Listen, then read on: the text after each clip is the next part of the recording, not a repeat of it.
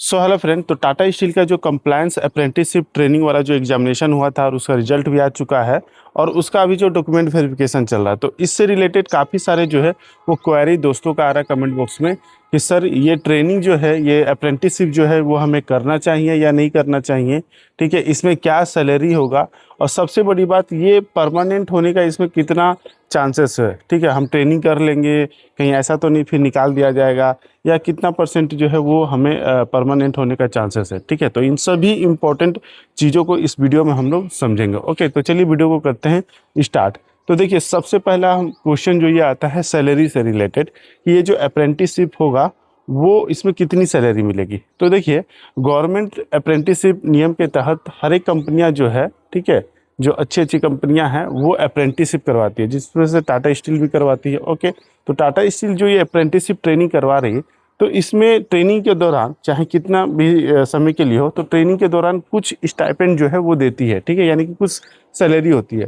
अगर इसमें हम लोग बात करें, जैसे ये डिप्लोमा लेवल पे हो रहा है, ओके, तो डिप्लोमा लेवल पे अगर बात करें तो इसमें जो सैलरी आपकी बनेगी लगभग 12 से लेकर 15,000 तक आपको सैलरी जो है वो मिलेगा। ओके, जब तक आपका ये ट्रेनिंग चलेगा। ओके, अब दूसरा इंपॉर्टेंट क्वेश्चन ये आता है कि सर इसमें परमानेंट होने का चांसेस कितना है।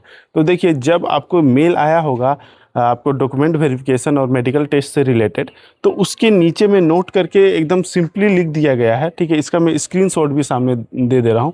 यहाँ पे लिख दिया गया है कि ये जस्ट एक ट्रेनिंग पर्पज़ के लिए है। ठीक है, जॉब के लिए परमानेंट होगा या नहीं होगा इसकी कोई गारंटी नहीं है। तो टाटा स्टील ने नोट करके डायरेक्टली लिख दिया है। ठीक है, तो ये कहना बहुत मुश्किल है कि आपका परमानेंट होगा या नहीं होगा। ठीक है, तो एकदम ना के बराबर है, क्योंकि इन्होंने नोट में लिख दिया है ये जस्ट एक ट्रेनिंग पर्पज़ के लिए है। तो अब सवाल ये आता है कि ये हमें करना चाहिए या नहीं करना चाहिए। तो देखिए, समझिए इस पॉइंट को कि ये जो चीज़ें हैं अप्रेंटिसशिप, ये किसको करना होता है। तो अगर सिंपली कहें तो जो कैंडिडेट एकदम फ्रेशर है, जस्ट कॉलेज कंप्लीट किए हैं, ठीक है, डिप्लोमा लेवल पे वो भरे थे, वो खाली बैठे हुए हैं, ठीक है, वो कुछ इंडस्ट्रियल ट्रेनिंग लेना चाहते हैं, वर्किंग माहौल को समझना चाहते हैं, तो उनके लिए ये बेस्ट होता है। ठीक है, तो वो लोग कर सकते हैं। लेकिन अगर जो लोग, जैसे कई लोग जो क्वेश्चन कर रहे हैं कि सर मैं यहाँ पे जॉब कर रहा हूँ, ठीक है, मेरी इतनी सैलरी है, लेकिन मान लीजिए कहीं पे किसी को 20-25 हज़ार मिल रहा है, अच्छी खासी सैलरी है, कहीं और पे वो काम कर रहा है, तो उसको छोड़ के मैं इसको करूँ कि नहीं करूँ। तो इसमें यही सजेशन होगा कि जब कहीं आप अच्छे से सेट हैं, ठीक है, तो उसको छोड़ के लगभग 20-25 हज़ार की सैलरी आप छोड़ के इस पे मत आइए, क्योंकि नोट में यहाँ पर लिख दिया गया है कि आपका परमानेंट होने का कोई गारंटी नहीं है।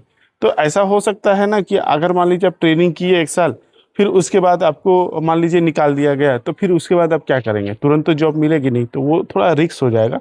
तो जो लोग जॉब करते हैं उनके लिए करना सही नहीं है।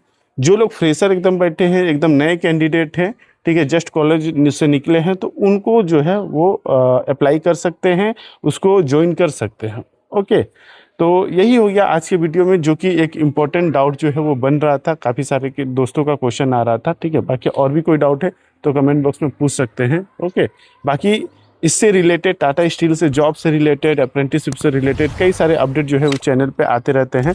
तो चैनल को सब्सक्राइब करके रखिएगा, ताकि आपको ऐसा अपडेट जो है वो तुरंत मिले। अगर परमानेंट जॉब का भी रिक्रूटमेंट आएगा तो वो भी आपको अपडेट जो है वो मिल जाएगा, ताकि आप जल्द से जल्द अप्लाई करें। ओके, क्योंकि आप जितना जल्दी अप्लाई करेंगे उतना आपका सिलेक्शन का चांसेस जो होगा वो ज़्यादा होगा। ओके, इसलिए चैनल को सब्सक्राइब कर लीजिएगा। ओके, तो चलिए अब हम लोग मिलेंगे नेक्स्ट वीडियो में, तब तक के लिए जय हिंद।